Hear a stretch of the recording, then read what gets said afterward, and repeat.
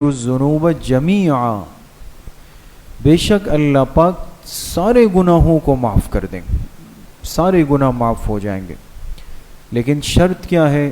وَأَنِيبُوا إِلَىٰ رَبِّكُمْ، تم ایک مرتبہ اتنے گناہوں کے بعد بھی اپنے رب کی طرف لوٹ کر تو آؤ، توبہ تو کرو ایک دفعہ، اللہ تمہارے سارے گناہوں کو بخش دیں گے۔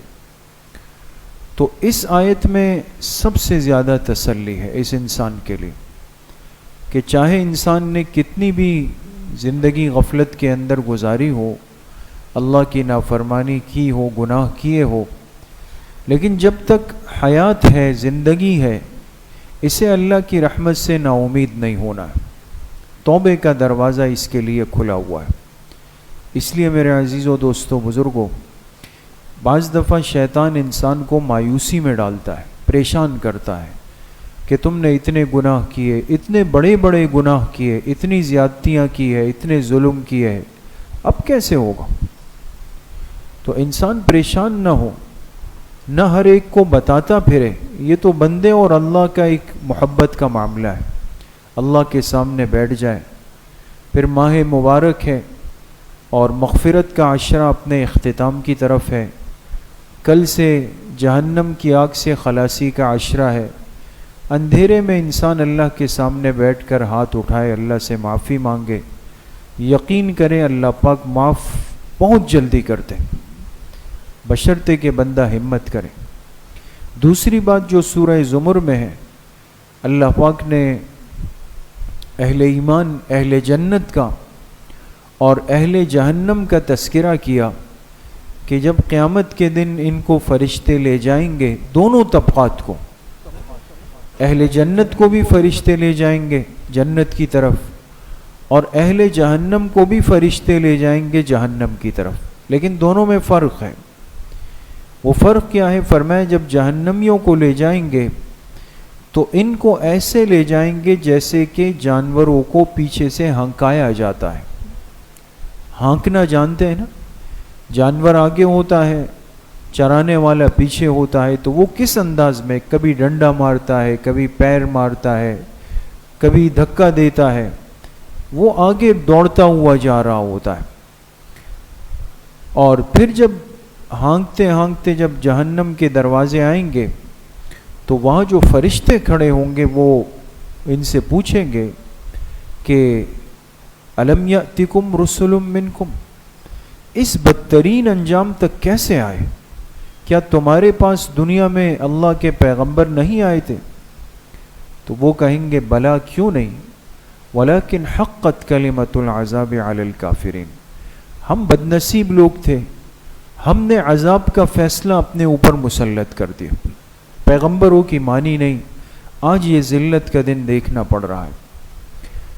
اور جب جنتیوں کو لے جانے لگیں گے تو فرمایا ان کو بھی فرشتے لے جائیں گے، لیکن کمر پہ تھپکی دیتے ہو، جیسے انسان کسی دوست کو دسترخوان پہ جب لے جاتا ہے، وہ دیکھیں کمر پہ ہاتھ مارتا ہے، بھئی آ جائیں، آ جائیں، بھئی بیٹھ جائیں، اب سب فارغ ہو گئے، اب آپ لوگ آ جائیں۔ تو جو محبت والے ہوتے ہیں ان کو ایک پیار کے انداز میں تھپکی دی جاتی، ان کو لے جائیں گے۔ جب یہ جنت کے دروازے پہ پہنچیں گے وہاں بھی فرشتے کھڑے ہیں، لیکن وہ سوال نہیں کریں گے جنتیوں سے، بلکہ وہ ان کا استقبال کریں گے۔ سلام علیکم طبتم فادخلوها خالدین، کہیں گے سلامتی ہو تم پر، طبتم خوش ہو جاؤ، فادخلوها خالدین، اور آج ہمیشہ ہمیشہ ان دروازوں سے جنت کے اندر داخل ہو جاؤ۔ تو بڑی خوش نصیبی ہوگی اہل جنت کی، اللہ ہم سب کو ان میں شامل فرمائے۔ تو جنت کے لیے تو بھئی جنت والے اعمال دنیا میں کرنے، انسان اللہ کو راضی کر لے، گناہوں سے پرہیز کرنے کی پوری کوشش کرے۔ تیسری بات جو سورہ مومن میں ہے، اللہ پاک نے ان فرشتوں کا تذکرہ فرمایا کہ جو خاص فرشتے ہیں اور جنہوں نے اللہ کے عرش کو کندھوں پہ اٹھایا ہوا ہے، یعنی وہ کتنے خواص ہوں گے فرشتے اللہ کے جن کو یہ ڈیوٹی دی ہوئی ہے۔ تو فرمائے جن فرشتوں نے عرش کو کندھا دیا ہوا ہے، اللہ کے عرش کو، ان کے ذمہ اللہ پاک نے کام لگایا ہے۔ یہ کیا کرتے ہیں؟ یہ اہل ایمان کے لیے مغفرت کی دعا کرتے ہیں. وہ فرشتے ہیں جو حملۃ العرش ہے، یہ اس حالت میں اللہ سے دعا کرتے ہیں کہ اے اللہ، اس دنیا میں جو بندے آپ پر ایمان لائے ہیں، کلمہ پڑھا ہے، آپ ان کی مغفرت فرما دیں. تو مغفرت کی دعا ہو رہی ہے. لیکن اس سے بڑی سعادت کیا ہے کہ وہ فرشتے اس کے ساتھ ساتھ اس مومن مسلمان کے لیے اکیلے نہیں، بلکہ اس کے والدین کے لیے بھی، اس کی بیوی کے لیے بھی، اس کی اولاد کے لیے بھی، سب کے لیے دعا کرتے ہیں کہ اللہ یہ ایمان والا جب یہ جنت کے اندر جائے، اس کے ساتھ اس کے والدین کو بھی، اس کے بیوی بچوں کو بھی داخلہ نصیب فرماتے. تو بھائی دیکھیں، ہمیں تو اس بات کا علم نہیں ہے نا کہ ہمارے لیے کہاں دعا ہو رہی ہے، لیکن اللہ کے کلام نے ہمیں خبر دی کہ اس ایمان کی اتنی بڑی طاقت اور برکت ہے کہ ایسے پاکیزہ نورانی فرشتے جو عرش کو اٹھائے ہوئے ہیں، وہ ہمارے لیے دعائیں مغفرت کر رہے ہیں. تو ایمان کتنی بڑی نعمت ہے، اور صرف ہمارے لیے نہیں، ہمارے ماں باپ کے لیے، بیوی بچوں کے لیے، سب کے لیے دعائیں ہو رہی. چوتھی بات جو سورہ مومن میں ہے، اللہ پاک نے اس بندے کا تذکرہ کیا کہ جس نے بڑی ہمت اور غیرت دکھائی، اور فرعون کے محل میں، دربار میں جب مشورہ ہوا، مشورہ اس بات پر ہوا کہ موسیٰ علیہ السلام اپنے کام سے باز نہیں آ رہے اور لوگوں کو ایمان پر آمادہ کرتے ہیں، لہٰذا ان کو قتل کر دیا جائے. اب یہ مشورہ ہو رہا ہے، اور اس بیچ میں ایک بندہ تھا، اللہ نے اس کا تذکرہ فرمایا وقال رجل مؤمن. اس بندے نے کہا جو ایمان والا تھا، اس کا ایمان بڑا مضبوط تھا. اب یہ بندہ کھڑا ہو گیا فرعون کے سامنے، اتقتلون رجلا ان یقول ربی اللہ، کیا تم ایک ایسے بندے کو قتل کرنے کا مشورہ کرتے ہو جس کا جرم اور قصور صرف اتنا ہے کہ جس نے کہا ہے کہ اللہ میرا رب ہے؟ اس بنیاد پر اس کو قتل کرنا چاہتے ہو؟ جس نے تمہاری آخرت کی فکر کی ہے، تمہیں جہنم سے بچانے کی فکر کی ہے، کیا تم اس بندے کو قتل کرنا چاہتے ہو؟ اب دیکھیں، یہ آسان تو نہیں ہے کہ انسان ایسی جگہ کلمہ حق کہہ دے جہاں سوائے موت کے پھر اور کچھ بھی نہیں. اس لیے آپ علیہ الصلاۃ والسلام نے بھی حدیث پاک میں کیا ارشاد فرمایا، افضل الجہاد کلمۃ حق عند سلطان جائر. فرمایا میری امت کا سب سے افضل جہاد یہ ہے کہ ایک شخص ظالم بادشاہ کے سامنے کھڑے ہو کر حق بات کہہ دے گا، یہ افضل جہاد ہوگا. اس لیے کہ اسے یقین ہے کہ میرے اس حق بات کے بعد میری زندگی کا ہونا بہت مشکل ہے. تو لہٰذا اس بندے نے ہمت کی، اللہ نے اس کے ایمان کی تعریف فرمائی، اس کو رجل مومن فرمایا. اور ہوا وہی کہ فرعون نے فوراً اس کے قتل کا حکم دیا اور اس کو شہید کر دیا گیا. اب قربان تو ہو گیا، ہمت دکھائی، لیکن اس کے ایمان ہونے کی گواہی، مومن ہونے کی گواہی اللہ نے خود ارشاد فرمائی کہ یہ رجل مومن تھا، اور سورت کا نام ہی سورہ مومن ہے.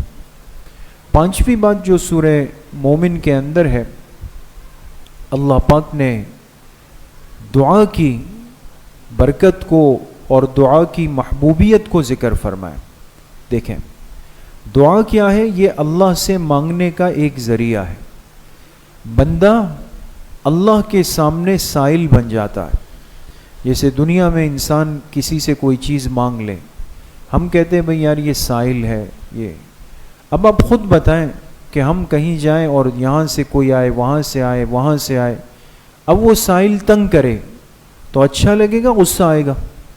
جی غصہ آئے گا، طبعاً غصہ آئے گا انسان کو کہ بھئی یہ تنگ کر رہا ہے اور روز تنگ کرتا ہے مجھے. لیکن ایک اللہ کی ذات ہے کہ جس نے فرمایا ادعونی، تم مجھ سے مانگا کرو، استجب لکم، میں تمہاری دعاؤں کو قبول کر لوں. تو آج ہمیں دعا کی طاقت اور برکت کا ادراک نہیں ہے کہ اللہ نے ہمیں کتنا آسان خوبصورت عمل اور راستہ دیا ہوا ہے. ہمارے کتنے سارے کام ہوتے ہیں، معاملات ہوتے ہیں، مسائل ہوتے ہیں، ہم اس کے لیے پریشان بھی ہوتے ہیں، دنیا کے اندر کوشش بھی کرتے ہیں، ہاتھ پیر بھی مارتے ہیں، وہ اسباب اپنی جگہ پہ ضروری ہے، لیکن میرے عزیز و دوستوں بزرگوں یاد رکھیں ہمارے پاس ایک مضبوط ہتھیار دعا کا ہے کہ بندہ اللہ پاک سے پہلے مانگے، دعا کرے اللہ پاک سے، اور پھر خاص طور پہ بعض اوقات وہ اجابت دعا کے اوقات ہوتے ہیں، دعا کی قبولیت کے اوقات ہوتے ہیں، جیسے افطار کے بعد کا وقت ہے، افطار سے پہلے کا وقت ہے، افطار کا وقت جب قریب ہو جائے تو انسان اس وقت جو دعا مانگتا ہے یہ دعا کی قبولیت کا وقت ہے، رات کا آخری پہر ہے جب انسان تہجد پڑھ لے، دعا کی قبولیت کا وقت ہے دوستو۔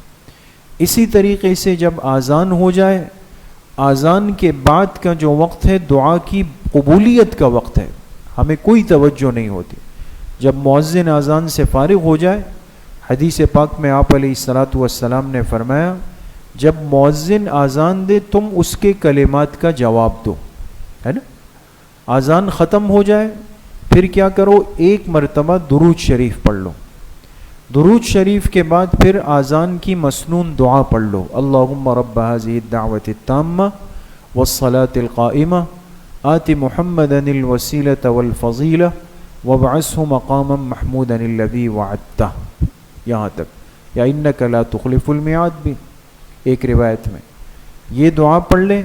فرمایا اب بندہ اللہ سے جو دعا مانگتا ہے اللہ ضرور قبول کرتا، ایک بڑی زبردست دعا کی قبولیت کا وقت ہے، آپ تجربہ کر لیں، لیکن ہماری توجہ نہیں ہوتی، تو یہ اوقات دعا کی قبولیت کے اوقات ہیں، انسان دعا کے ذریعے سے اللہ سے اپنی نسبت، اپنے تعلق کو مضبوط کرے۔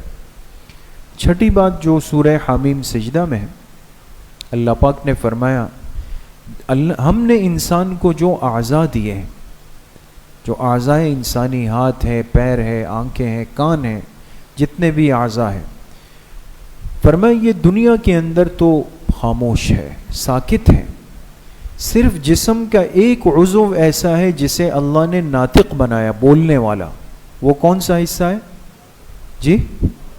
زبان، زبان ہے، صحیح ہے نا، یقین ہے نا سب کو، زبان بولنے والی ہے صرف، لیکن قیامت کے دن کیا ہوگا؟ اللہ پاک فرماتے ہیں کہ ہم زبان پر مہر لگا دیں گے، یہ خاموش ہو جائے گی، باقی اعضاء کو گویائی دے دیں گے، یہ بولنے لگ جائیں گے۔ اب اگر انسان نے ان اعضاء کو صحیح استعمال کیا تو انسان کے حق میں بولیں گے، خدا نخواستہ غلط استعمال ہوئے تو یہ انسان کے خلاف بولنے لگ جائیں گے۔ انسان حیران ہوگا اور کہے گا لم شہدتم علینا، تم تو دنیا میں خاموش تھے، تم تو نہیں بول سکتے تھے، آج یہ کیسے بول رہے ہو؟ قالوا، وہ کہیں گے انطقنا اللہ الذی انطق کل شیء، آج ہمیں اس ذات نے زبان دے دی، گویائی دی، جس نے ہر چیز کو گویائی دی، ہم تو آج بولیں گے اللہ کے حکم سے۔ تو انسان کے جو اعضاء ہیں دوستو یہ گواہ ہے، یہ محض ایسا نہیں ہے کہ ایک خاموش عضو ہے اور یہ کچھ نہیں کر سکتے، ہاتھ سے گناہ ہوا تو یہ بولیں گے، پیر سے ہوا یہ بولیں گے، شرمگاہ سے ہوا یہ بولیں گے، آنکھوں سے ہوا یہ بولیں گے، ہر چیز۔ اس لیے انسان پر جب کوئی ایسا وقت آئے فوراً ذہن میں استحضار کرے کہ بھئی یہ تو گواہ بنیں گے قیامت کے۔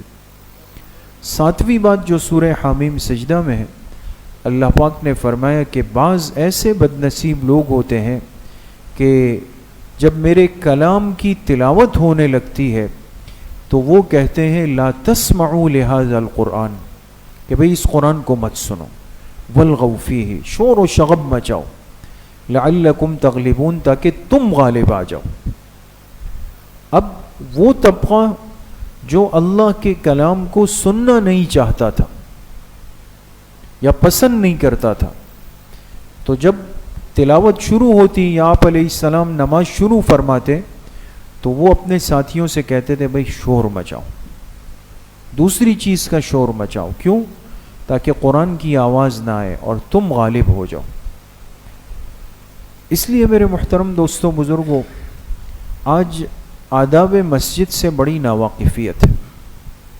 آپ دیکھیں نا کتنی دفعہ ایسا ہوتا ہے کہ آپ کسی مسجد میں کہیں بھی آپ نماز میں ہوں گے اور جہری نماز ہوگی، امام صاحب تلاوت شروع کر دیں گے اور باہر سے کوئی گاڑی گزرے گی، کوئی بارات جا رہی ہوگی، کوئی جلوس جا رہا ہوگا، کوئی بھی چیز ہوگی، ان کو کوئی احساس نہیں ہوگا، ہوتا ہی نہیں ہوتا دوست، اس لیے کہ ہم تو فری کنٹری میں رہتے ہیں نا، یہاں سب کچھ جائز ہے، سب کچھ ہوتا ہے.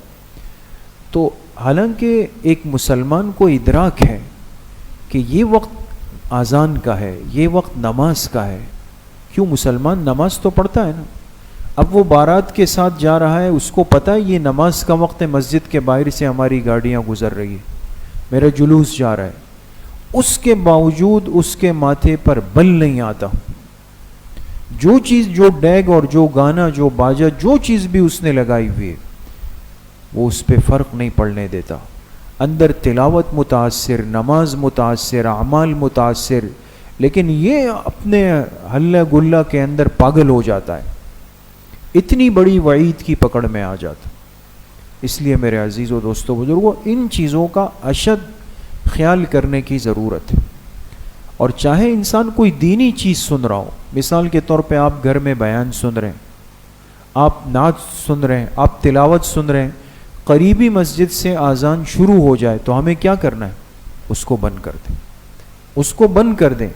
بلکہ فقہا نے مسئلہ لکھا کہ ایک شخص اگر تلاوت کر رہا ہو قرآن کی اور اذان شروع ہو جائے تو ایسی صورت میں قرآن کو بند کر کے اذان کو ترجیح دیں گے، اس کو پہلے سنیں گے پھر اپنی تلاوت. ہر چیز کا ایک ادب دیا گیا امت کو، ہم اس سے نادان ہیں.